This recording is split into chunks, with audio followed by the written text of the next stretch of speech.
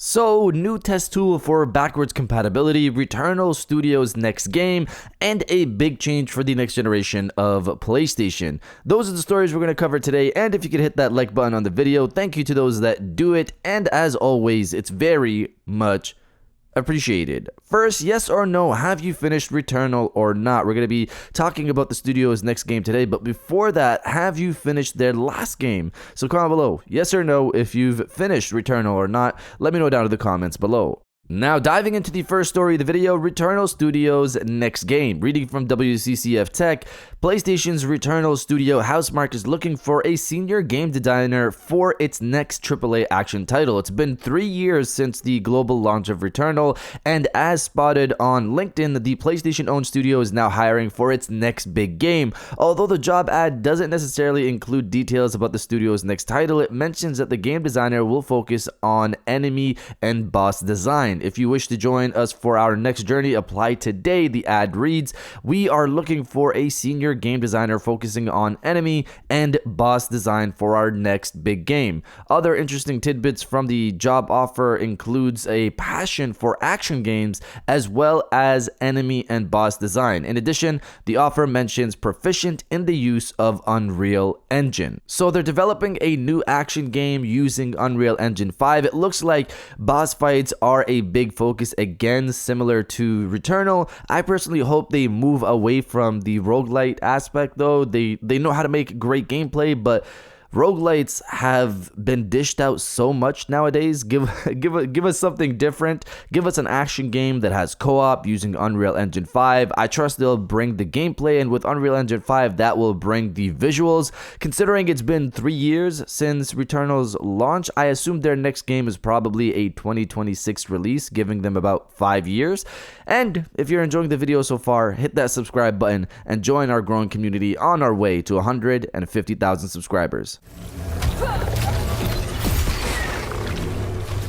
Now, diving into the second story of the video, a big change for PlayStation. Reading from Tweaktown, Microsoft is cooking up its next-generation Xbox console, with industry analyst Matt Piscatella saying that it'll be all digital and that Microsoft will walk away from physical copies of next-gen Xbox games. This isn't too much of a surprise, where earlier this year, we reported that Microsoft had huge Xbox layoffs as the industry was moving into an all-digital gaming world. In a post on X, Piscatella said that Xbox gamers should expect to see physical games leaving shelves sooner rather than later. Piscatella expects that Sony and Nintendo do something similar, but it will be a couple of generations from now. Piscatella said that PlayStation should go full digital with the PlayStation 7. So for the Xbox side, we're kind of already seeing them move towards that digital route. Look at their latest Xbox consoles coming out later this year. They have a fully digital Xbox Series X console coming alongside, of course, their already all digital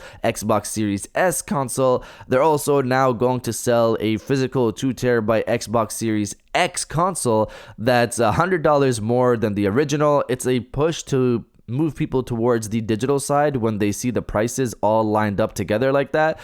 Obviously the best option is probably going to be the Xbox Series X. That's $499. That's probably what people are going to go for. On the PlayStation side, of course, they also started the generation off with an all digital version of the PlayStation 5 as well. At least there, now anyways, it's a $50 difference between the physical and digital, so it's not that hard of a push to the digital side on the PlayStation side of things. We'll see how this goes. Of course, I wouldn't be surprised to see a PlayStation 7 that's all digital, considering that's 10 years from now, and by then I wouldn't be surprised to see people streaming games as well more normally compared to now. But all digital, that's not a surprise to me in 10 years. But you guys let me know if you think the PlayStation 7 will be digital only. Let me know down in the comments below.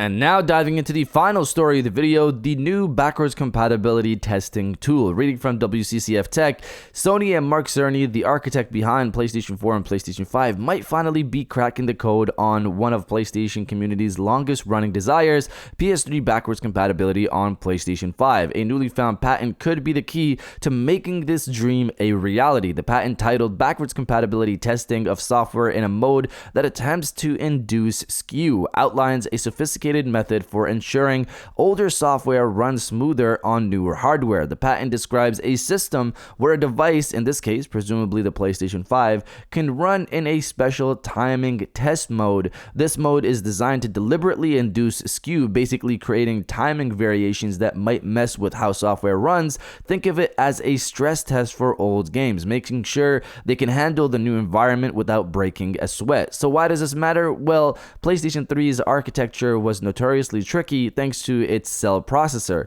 This complexity has made it tough to get PS3 games running on newer hardware, but with this new testing mode, Sony could simulate the PlayStation 3's unique quirks on the PlayStation 5, identifying any potential issues and tweak the compatibility settings accordingly. So, for me personally, looking into this could really be a tool used for any backwards compatibility testing. They don't reference a console here from what I see. This could be for the PS3, or this could be for the PS2, PS1, or this could be for Sony's next generation console. This could be them trying to make sure that PlayStation 5 and PlayStation 4 games run flawlessly on the PlayStation 6, considering its launch is probably 3 to 4 years away from now, and Mark Cerny has stated it takes about 4 years to make a new console, so they could be working away on that, and this patent is a part of that. I do hope, of course, we start seeing the fruits of PlayStation 3 emulation later this year with the Killzone 20th anniversary. As I've stated multiple times before, please, Sony, please don't just re-release actually those games on cloud streaming. They were already there years ago, and it's not really a celebration for you to just throw them back in. Remaster those games, Killzone 2 and 3, and remake 1. If you want, that's the ultimate way to celebrate the franchise, or obviously release the emulated versions of those games to be played locally on the PlayStation 5. So PS2 emulation for Killzone 1 and PS3 emulation for Killzone 2 and Killzone 3. Of course, we'll see how that goes. This tool, again, could be used for any type of backwards compatibility. I do hope that this means more so that they're pushing for PS3 backwards compatibility. But again, with that, we have a bunch of reports and rumors from various people that kind of indicate that they are working on PS3 emulation. But you guys let me know what PS3 game you want on PlayStation 5. Let me know down in the comments below. And if you guys did enjoy this video, please hit that like button, as it always helps, and subscribe if you're new. I got new videos every Monday, Wednesday, and Friday. And now I'll check you guys out on the next one.